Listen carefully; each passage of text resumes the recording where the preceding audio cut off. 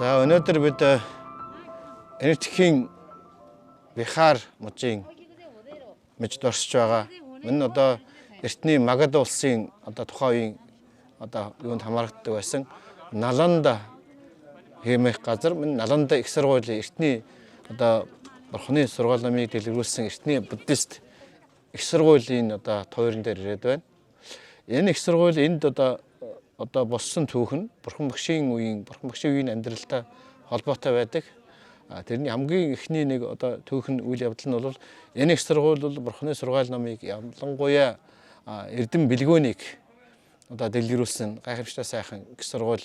Анхны бурхны шашны их сургууль байсан бөгөөд энэ газрын сонгогдсон учир шалтгаан нь бол бурхны тэргүүн шавь Шарипутта файлгаар бол Шарипутта, санскритээр бол Шарипутра, төвдөр бол Шарибу.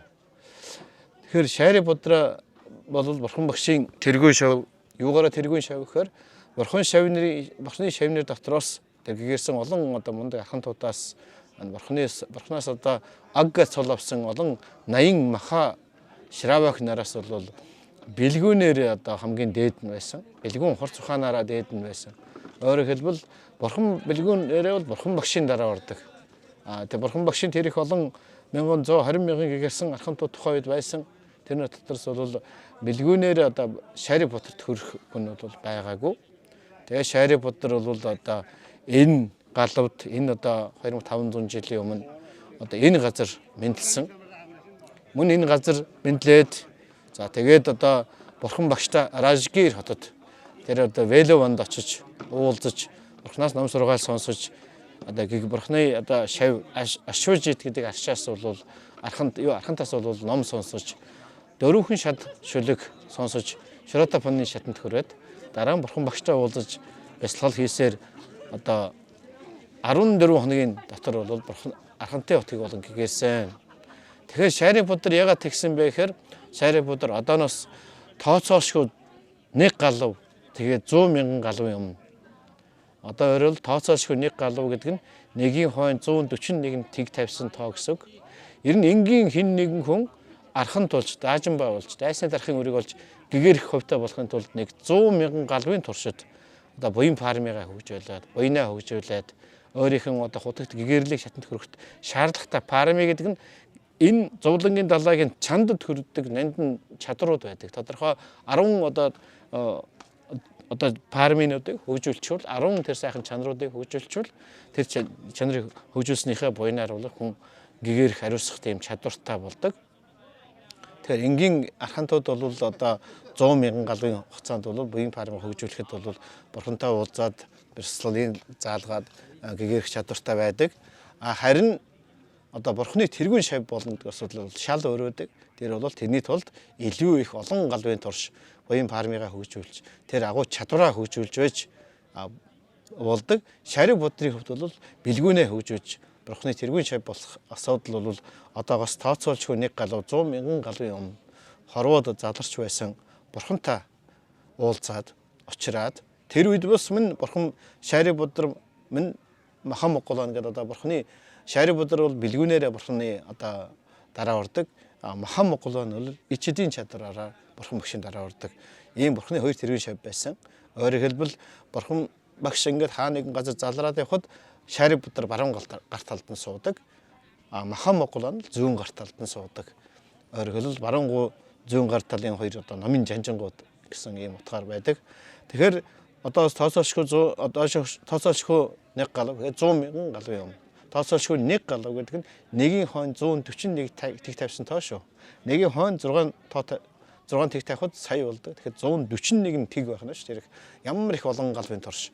Тэгэхээр тэр их тооцоолшгүй нэг галав 100 мянган галвын өмнө ертөнцид заларсан бурхантай тэр үед бол Шарипутр Махамокуланы хоёр найзууд байгаад найзууд байж байгаа. Шарипутр бол гэрүүлийн амьдралаас өөдөж амьдрахаа сонирхолгүй гэгэрэл ариуслын замыг сонгож аршийн ёсоор хувраг болж даян бясалгал хийгээд самади бясалгалын 8 дахь шатанд төрж ойд Хималайн ууланд амьдарч байгаа. Тэгээд тэр Шарипутрыг дагаж олон мянган хүмүүс дагаж явна шавь нь болж арч бяцлал хийсаагаас 8 дахь самадад хүрч одоо ийм одоо өндөр шатанд хүрсэн байсан.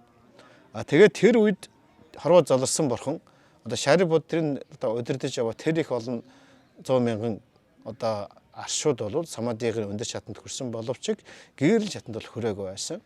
Тэгэхээр тэр үеийн бурхан бол одоо тэр олон мянган Шарипутрын удирдах яваа тэр олон мянган одоо лам одоо юунод аршууд бол бурханаас ном сургаал сонсох юм бол энэ төрөлдөө архан дулан гэгэр ховтой цаг нь болсныг болгооч одоо тэнд залар нь ирсэн. Одоо залар нь ирээд одоо тэр үеийн одоо Шарипутр бол одоо бурхан багшийг хүндэтгэн уулзаж өргөж залбираад тэгээд ном сургаал айлтахад бол тэр одоо Шарипутр дагж ирсэн тэр олон мянган арханд одоо аршууд бол гэгэр шатнууд арханд болцгоосон. Тэгээд тэр одоо бурхан багшийг тэнд ном сургаал айлдаад ингэж байхад бол Шарипутр ингэж одоо 7 хоногийн турш бурхан багшийн дээр шүхэр барин зогсож асар их одоо сүзэг бишрэлтэйгээр одоо ингээ үйлчилж зогссон.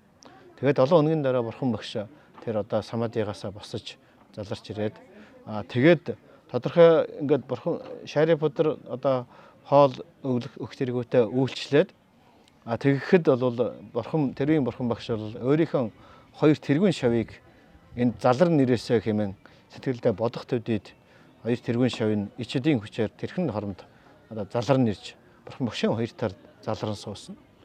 Тэгээд тэр хоёр тэргүүн шавнаар бурхан бурхан багш асар их найрсгаар харьцаж ялангуяа одоо тэр баруун гарт тал сууж байгаа одоо тэргүүн шавтайгаа бэлгүүнээрээ бурханы дараа ордог тэр тэргүүн шавтайгаа асар их найрсаг сайхан харьцаж байгаа энэ үйл явдлыг хараад Шарипутрын сэтгэлд ирээдүйд хизээ нэгэн цай аль нэгэн бурханы тэргүүн шавь нь болох юмсан. Одоо тэгээд бурхан та ингэж одоо сайхан одоо хүнлэгдэж бурханы та ийм за эцэг хүүгийн харьцаатай ийм сайхан ийм болох юмсан гэсэн ерөөлийг сэтгэлдээ бодож тавьсан. Тэгээд тэр ерөөлөө сэтгэлдээ тавиад тэгээд 7 хоногийн турш бурхан хийгээд бурханы тэргүүн шавь нарт хоол өгнө үйлчилж байгаад тэгээд төгсгөлд нь одоо бурхан багшид одоо лам хуург хүний хэрэглэх ёстой хэрэглэгдэхүүнүүдийг өглийг болгон бариад дараа нь тэр өглийнхэн одоо бурхан багш ном сургаал айлтахад энэ сайхан одоо тантай учирсан буйныхаа хүчээр ирээдүйд хизээ нэгэн цагт хэн нэг аль нэгэн бурханы тэргүүн шавь болох юмсан гэж би хүсэж байна гэдэг тэр одоо тавьсан ерөөлөө бурхан багшд айлтгсан. Тэгэхэд нь бурхан багш ирээдүйг төлдөж хараад тооцоолшгүй нэг гаруй 100 мянган галын дараа ертөнцид одоо Готум нэртэй бурхан болон гэгэрх үед тэргүүн шавь нь Шарипутр нэртэй болно гэдгийг бол альцсан байдаг. Тэгэхээр Шарипутрын гайхамшигтай зүйл бол асар их хурц ухаантай нэг одоо дөрвөн шат шүлгийг хэлэхэд бурхан айлтахад нэгэн хүн хэлэхэд тэр сургаал шүлгийг энгийн хүн бол нэг л утгаар тийм ээ ойлгож ухаарч тэрний ачуусыг хүртэж яхад Шарипутр бол 16 талаас нь 32 талаас нь тэрхэн хоромд задлан бодож тунгааж одоо бодох чадвартай байдаг. Тэгэхээр одоо бурханаас одоо сургаал ном сонсоод одоо бяцлалаа заалгаад тэгээд 14 хоногийн дараа гэгэр шатанд хүрсэн тэрийг асар хурц ухаантай хийн олмоос тийм үйл явдал болсон. Одоо жишээлбэл одоо нэг хүн эндээс одоо игэл нэг хүн холын аянд гараад явхад маш амархан одоо өөрийнхөө цөөхөн итгэн зүйлийг одоо цуглуулж аваад тэр дор нь л одоо аялал гарахад бол амархан болдог. Харин хаана нэг газраас нөгөө тийшээ аялах болоход бол цэрэг хамгаалт зам дагуу харуул хамгаал тэгээд одоо гарч байгаа тэр бүх одоо юунуудаас бол шалтгаалаад тодорхой хэмжээний бэлтгэл цаг хугацаа ордог. Тэгээд тодорхой хугацааны дараа энгийн хүн бол маш хурдан яваад нэг газар хүрэхэд хааны тэр одоо аялал бол тодорхой хэмжээний одоо асар их олон хүнийг оролцуулдаг юм үйл явдал болдог учраас цаг хугацаа ордогтой яг адилхан гайхамшигтай агуу хурц ухаантай олон галвын турш бэлгүүн үнэ хөгжүүлсэн тэр бурхны тэргүүн шавь болох гэсэн ерөөлөө тавьж тэр олон галвын турш бэлгүүнээ хөгжүүлсэн агуу Шарипутрын хувьд бол тийм цаг хугацаа орсон. Тэгээ Шарипутр бол энэ одоо Наландрын бидний байж байгаа энэ газар мэдлээд тэгээд одоо бурхан багшийг нэрүүн дээр оруулахын одоо 4 сарын өмнө болвол энэ газар хөрөлцөн ирээд энэ газар өөрийнх нь амьдарч байсан одоо орон байраас маш их баян хүний хүүхэд байсан. Тэгээ энэ газар ирээд одоо ээжтэйгээ уулзаад тэгээд ер нь Тэр гэртээ ингэж одоо хамгийн одоо нэрвэн дор орохын өмнөхөн гэртээ ирэх хүртэл бол бурхан Шарипутрыг энэ бүх ах түүнэр нь бол бүгдээрээ бурханы ном сургаалд орж бүгдээрээ гэрэлт хүрсэн. Харин ээж нь бол тийм одоо буруу үзэлтэй ялангуяа одоо энэ Брахма бурханыг одоо Брахмаг шивтдэг одоо энэ хинду шашны одоо хатуу шүтгэжтэй хүн байсан учраас хүүгээ энэ зөв гайхамшигтай замаар явж байгаа. Хүү нь одоо бурхны ямар гайхамшигтай тэргүүн шав болохыг мэдэхгүй ингэж явж исэн. Харин гэртээ ирээд одоо хамгийн төгсөлд нь ирээд гэртээ ирэхэд бол одоо ээж нь одоо хүү нь ингээд шүн одоо нэрвэн дурхын урд шүн ингээд гэртээ ирэхэд шөнийн эхний хагаст асар хүчтэй гэрэлгээ цацруулсан одоо нэг тэнгэр ирсэн. Дараа нь дунд хагаст нэг одоо асар гайхамшигтай тэнгэр ирсэн. Ингээд одоо ийм үйл явдал болохыг хараад өглөө босоод хүүгээс асуусан. Шөний эхний хагаст асар их хүчтэй гэрэл цацруулсан одоо хүн чамтай ирж уулзсан. Тэгээ чамааг хүндэтгэж асар их үйл яасан. Тэр ямар хүн байсан бэ? Хэн байсан бэ гэсэн. Индра тэнгэр ирсэн юм аа. Хормос тэнгэр ирсэн юм аа.